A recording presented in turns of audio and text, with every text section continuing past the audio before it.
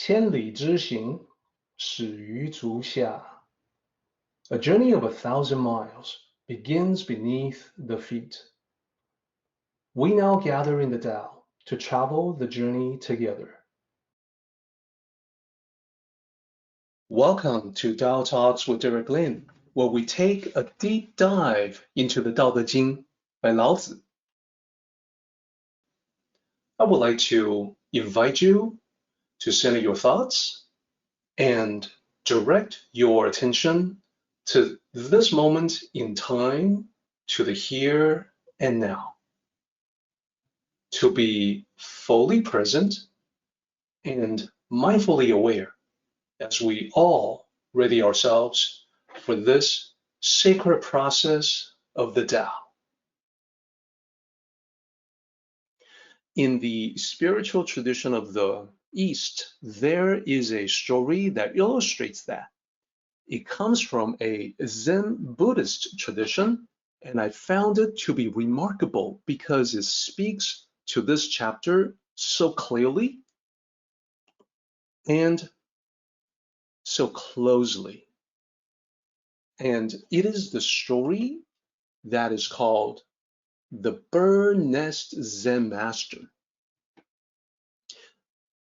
Here's how the story goes.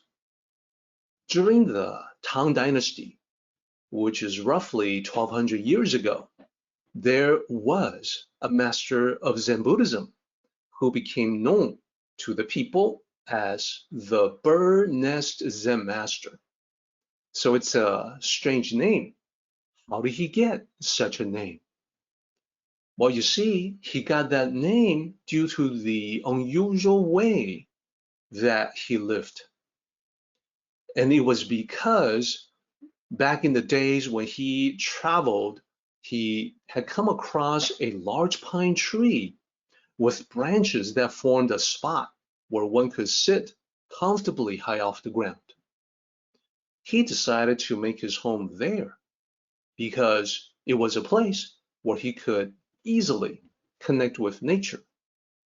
And because of the ample foliage of the tree, he would be protected, shielded from the elements, and sit in comfort.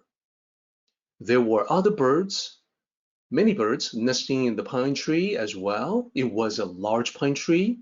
They coexisted with the Zen master in harmony. So people started calling him the Bird Nest Zen Master because he's up there in the tree, in his nest. So whenever they wanted to speak with him, they would go to the pine tree and they would look for him in his nest. That is exactly what you see here in the picture that I have in the slide.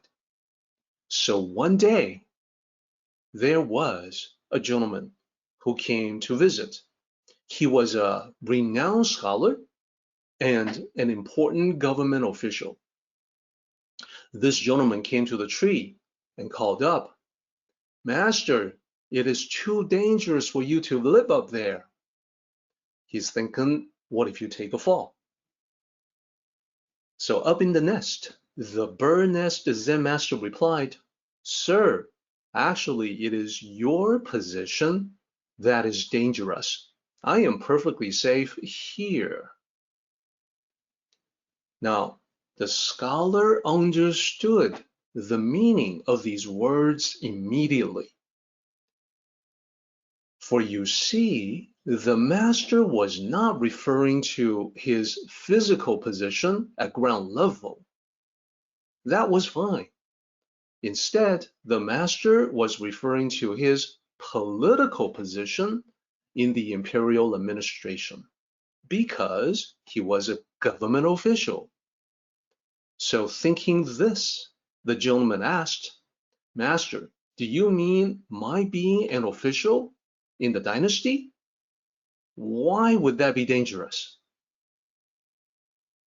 The Bird Nest Master replied, "The fire of hidden plots continue to burn.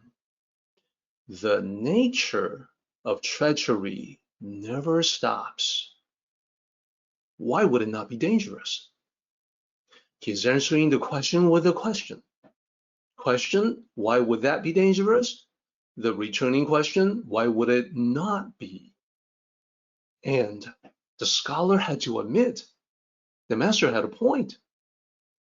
The life of a highly placed official was indeed precarious. The constant duplicity and betrayals from rival factions in the imperial hierarchy, well, that could destroy one's political career in an instant. If you were not careful, you could lose your life.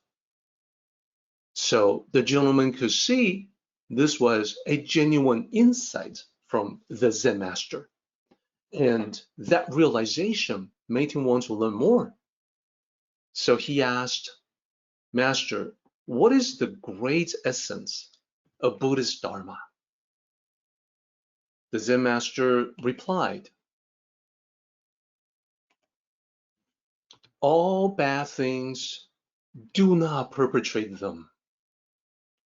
All good things, uphold and do them. Now, the scholar was surprised and disappointed. Why? Because he thought the master would give him some sort of profound wisdom, something to think over, perhaps over the span of several days. But what actually came out of the Zen master, what the Zen master said, all bad things, do not perpetrate them. Don't do them. Don't commit crimes. All good things, do those things. Pursue those things, uphold them. Well, this sounded like simple-minded platitude. So he said dismissively, well, even a 3-year-old child knows that. What's so special about this wisdom, right? The Zen master nodded. Although 3-year-old children know it, 80-year-old men cannot practice it.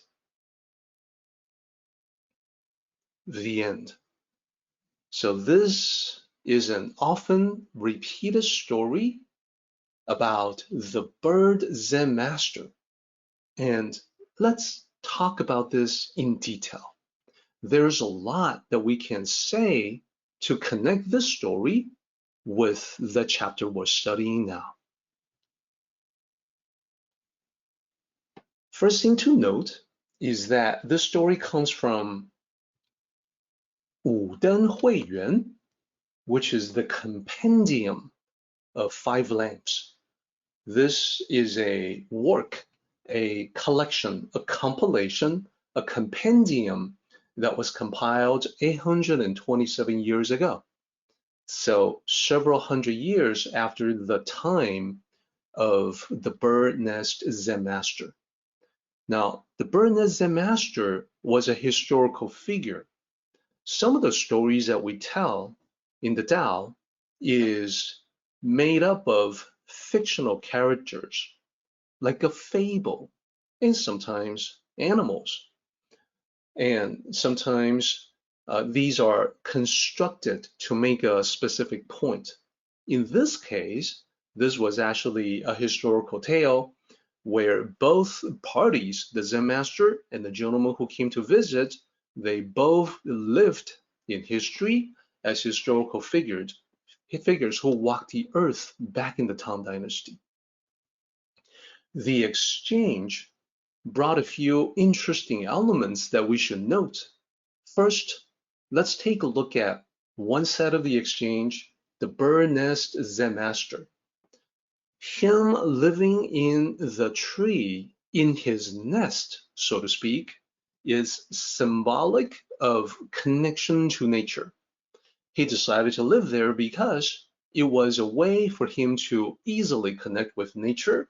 He could be sitting there, contemplating nature, contemplating life, contemplating the Zen, reading his sutra, or just reflect on himself, his own studies, his own understanding, and perhaps enjoying a cool breeze wafting through the branches.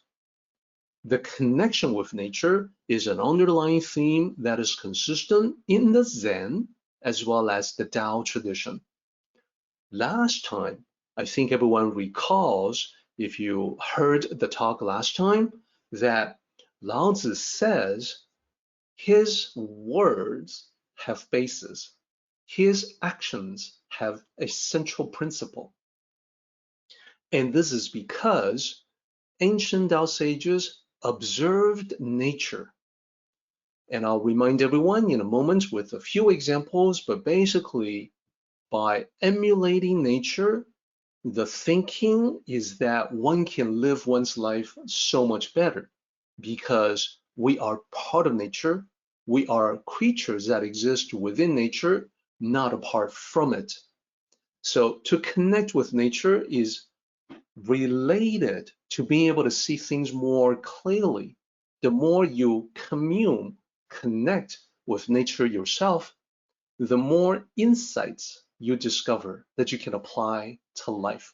You discover the part of humanity that is inextricably linked and connected to nature. So connection with nature, extremely important. It is how we figure out what the Tao is that we should follow. The other side of the interchange, the exchange, is the scholar.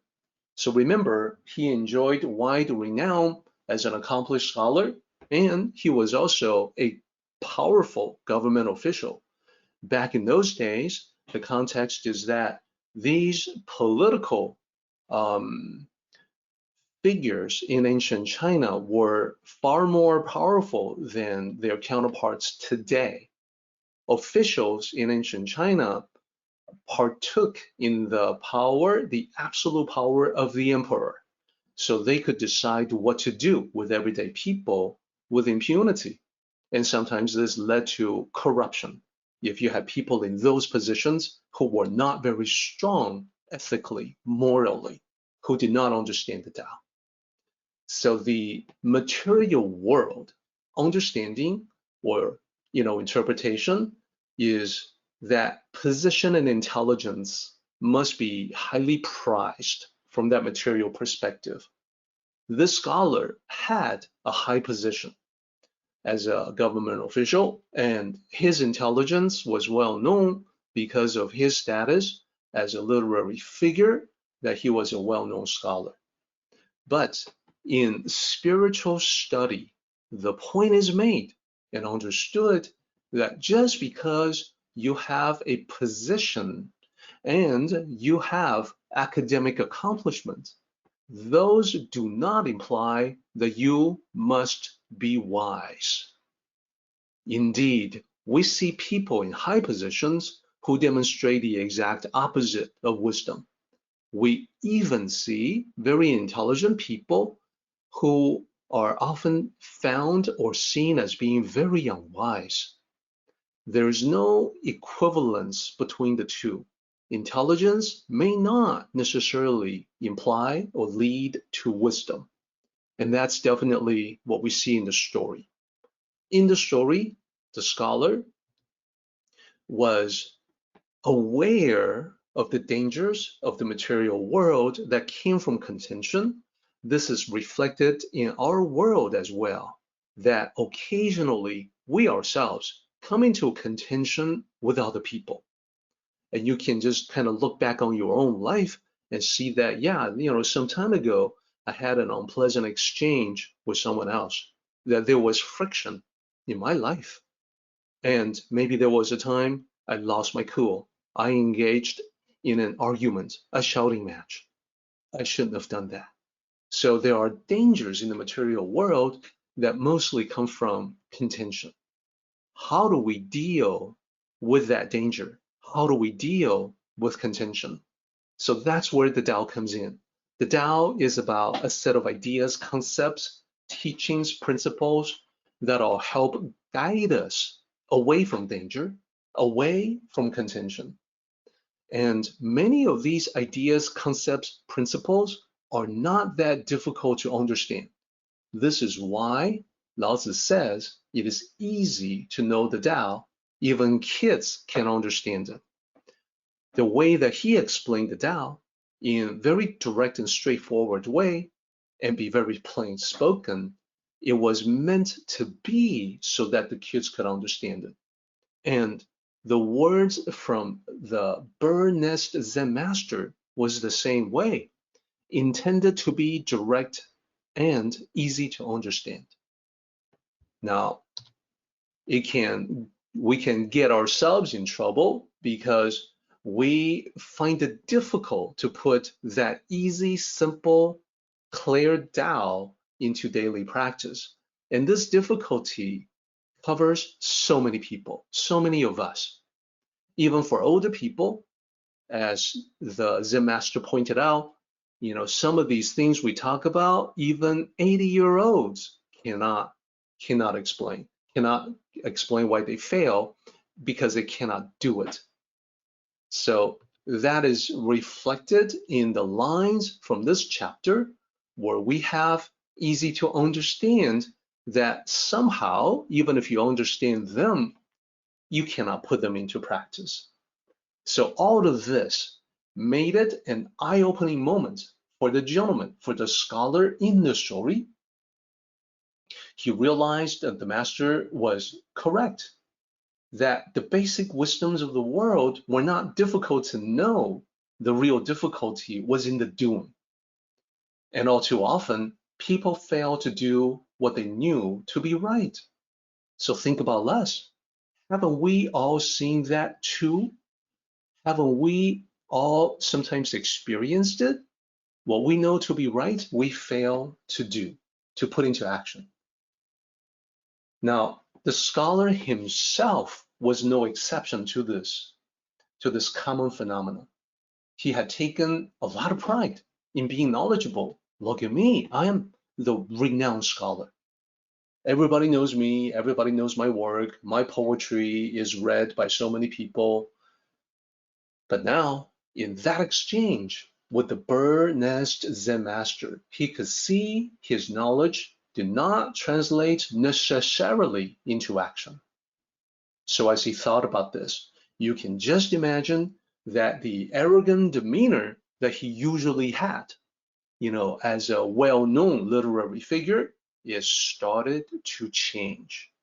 That if he had the wisdom to recognize the wisdom that was being presented to him, that he would begin to work on himself, to practice, to cultivate the virtue of humility.